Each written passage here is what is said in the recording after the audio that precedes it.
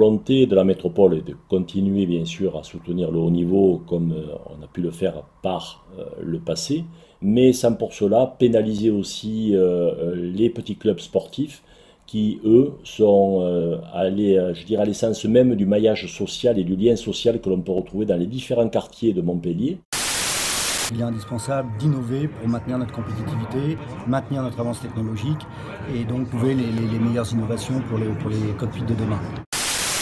La Foire internationale de Bordeaux, c'est la deuxième plus grosse foire internationale de France. C'est un peu moins de 300 000 visiteurs, c'est plus de 2000 exposants. Pour l'économie niçoise, la commission value à près de 81 millions d'euros pour la période de l'euro, les retombées économiques.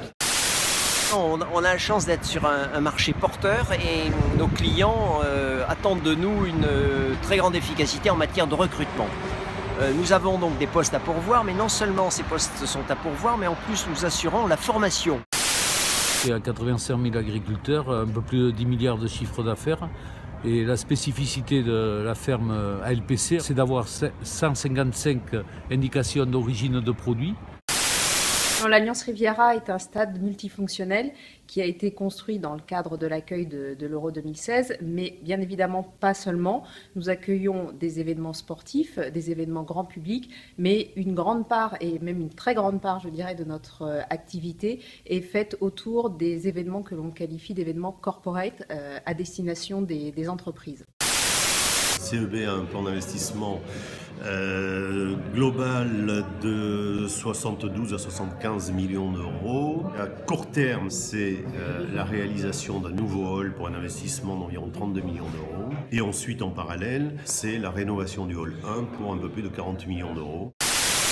Créer une start-up, ça peut prendre des mois, des années. Et là, en fait, en un week-end, ça permet de s'obliger à aller plus vite, à synthétiser ce qu'on a à faire et à pouvoir sortir un projet très rapidement. Et ce qui est bien, c'est que ça permet aussi éventuellement, pour quelqu'un qui a déjà un projet, de le tester en fait. De tester un peu l'engouement que ça peut susciter chez les gens. Cette année, nous allons comptabiliser plus de 30 millions d'euros de retombées économiques. Il faut savoir qu'une série TV qui reste à peu près 3 semaines, un mois, laisse 2 millions d'euros de retombées économiques sur la ville. Par exemple, nous avons eu le film de Marseille de Cadmerade qui a tourné pendant 45 jours avec un budget de 4,5 millions et qui a laissé à peu près 2,5 millions d'euros de retombées économiques dans notre ville. Le tourisme en Haute-Garonne s'appuie sur le no-tourisme comme source de développement touristique. Et le no-tourisme est une chose importante. Nous allons conquérir le label Vignoble et Découverte